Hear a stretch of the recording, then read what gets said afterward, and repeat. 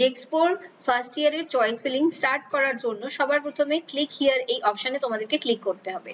তারপরে choice filling বা choice fill up for first year এই অপশনে ক্লিক করবে। তো এই অপশনে ক্লিক করার পরে এরকম একটা পেজ ওপেন হবে। এখানে তোমাদেরকে কি করতে হবে, এখানে দেখো polytechnic counselling for first year. তো এখানে তোমাকে নিজের please log in into year account, তার জন্য তোমার নিজের রেজিস্টার্ড মোবাইল নাম্বার অর্থাৎ ফর্ম ফিল আপের সময় তুমি যে মোবাইল নাম্বার দিয়েছিলে সেটা দেবে এবং তোমার আধার কার্ডের লাস্ট 4টে ডিজিট এখানে টাইপ করবে। করার পরে সাবমিট অপশনে তোমাদেরকে ক্লিক করতে হবে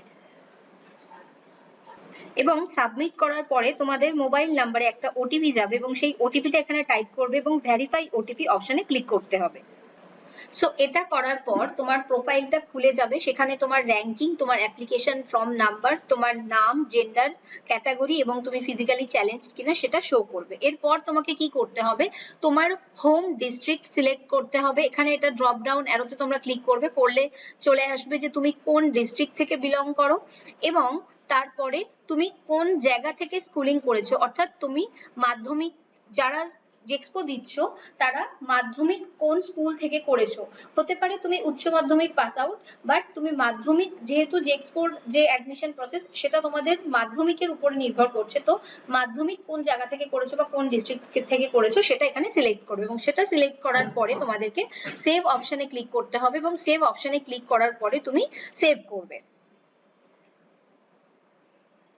সো এটার পরে কি দেখাবে, স্টুডেন্ট প্রোফাইল সাকসেসফুলি আপডেটেড, তারপরে তোমরা ওকে অপশনে ক্লিক করবে।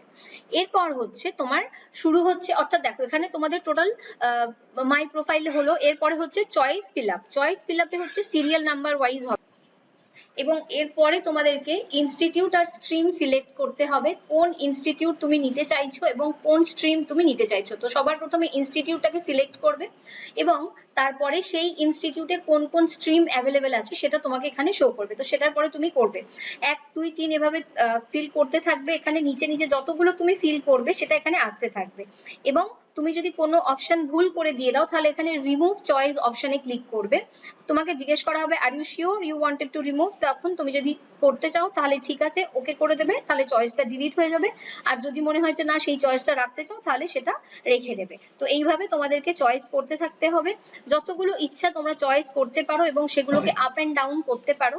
অর্থাৎ ধরে নাও তুমি প্রথমে জাস্ট তোমাদেরকে দেখাচ্ছি, এখানে চলে এলো একটা চয়েস, এরপরে নেক্সট চয়েস করবে। তো এভাবে 1 2 3 করে এভাবে আসতে থাকবে।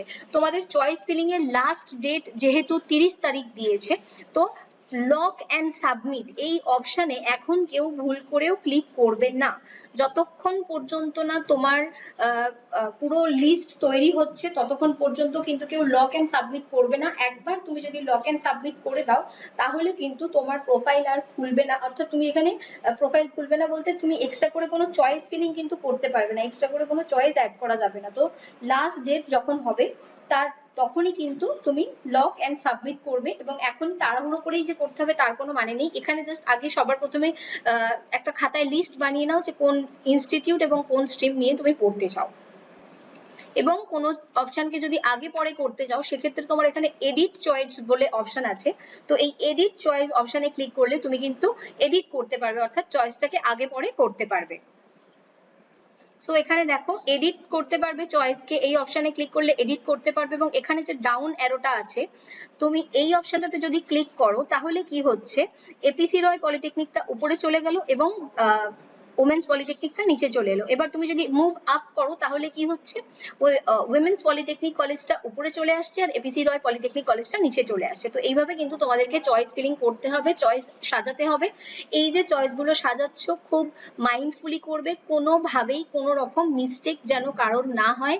এবং যারা যারা প্রাইভেট কলেজ রাখবে এই চয়েস ফিলিং এর মধ্যে সবার প্রথমে তোমার ডিস্ট্রিক্টের কলেজগুলো বা কলকাতার দিকের যে ভালো ভালো কলেজগুলো বা যেখানে ডিস্ট্রিক্ট কোটা নেই সেগুলো তুমি যদি চাও উপরে রাখতে সেটা উপরে রাখতে পারো। সবার প্রথমে ধরে নাও সেই কলেজেসগুলো উপরে রাখলে, তারপর নিজের ডিস্ট্রিক্টের যে কলেজগুলো আছে সেগুলো রাখলে, তারপর তোমার বাড়ির থেকে দূরে যদি কোনো কলেজে তুমি পড়তে ইচ্ছুক হও সেই অপশনগুলো রাখলে, এবং যদি মনে হয় যে তুমি প্রাইভেট পলিটেকনিক কলেজে পড়তে চাও সেগুলো কিন্তু একদম লাস্টের দিকে রাখবে। ভুল করেও কিন্তু একেবারে প্রথমের দিকে কেউ প্রাইভেট পলিটেকনিক রাখবে না, তার কারণ তোমাকে যখন চয়েসটা দেওয়া হচ্ছে উপর থেকে নিচের দিকে নামা হবে। কেমন উপর থেকে নিচের দিকে নামা হবে, সবার প্রথম কি অপশন আছে সেটা দেখা হবে, তারপর সেকেন্ড কি অপশন আছে দেখা হবে। তো এইভাবে কিন্তু উপর থেকে নিচের দিকে নেমে তোমাদের যে চয়েস ফিলিং সেটা বা চয়েস যে ফিল আপ সেটা দেখা হবে, এবং সেই অনুযায়ী তোমার যদি র্যাঙ্কে সেই কলেজে সিট ফাঁকা থাকে তখন তোমাকে সেইটা দেওয়া হবে।